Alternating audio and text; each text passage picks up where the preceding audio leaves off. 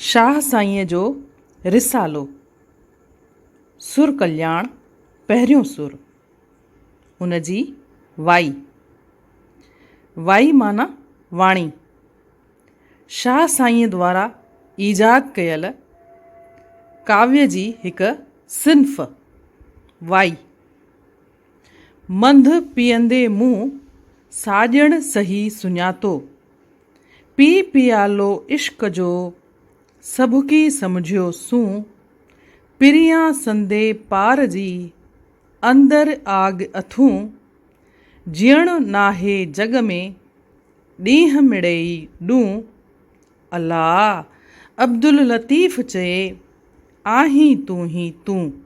ॾुखियनि शब्दनि जी माना मंध मंध शब्द निकितल आहे मधु सां ऐं इन जो हूअं मतिलबु थींदो आहे शहद, पर हिते मतिलबु आहे शराब, प्रेम रूपी शराब, इश्क रूपी शराब।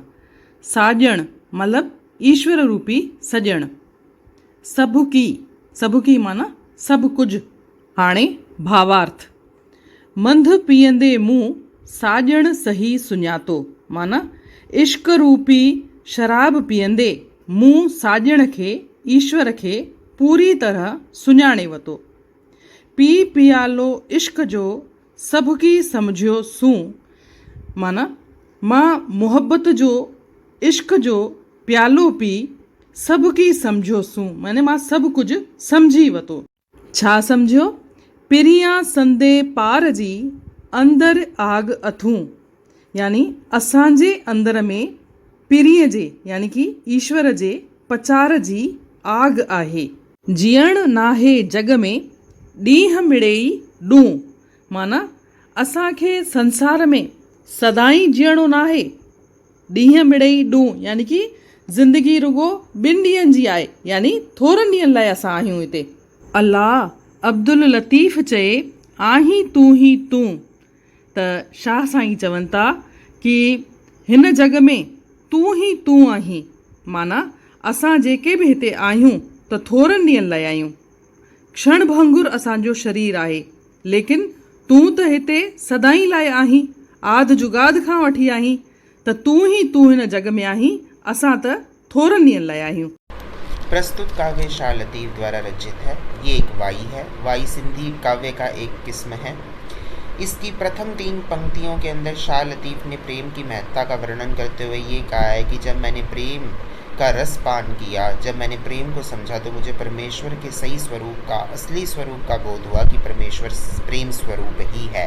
प्रेम और परमेश्वर में कोई अंतर नहीं है। आखिरी की 2 पंक्तियों में शाह लतीफ़ ने ये कहा है कि इससे संसार नश्वर है और इस संसार में सिर्फ हम चंद लम्हों या कुछ दिनों के लिए आए हैं। आखिर हमें परमेश्वर के पास ही जाना है।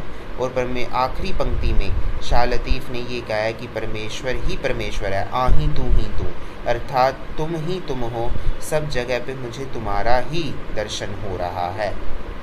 इस प्रकार शाह लतीफ़ ने परमेश्वर की सर्वव्यापकता का वर्णन किया है। गुरु गोविंद का एक शब्द जो शाह लतीफ़ के इस वाई से बहुत मेल खाता है वो इस प्रकार है।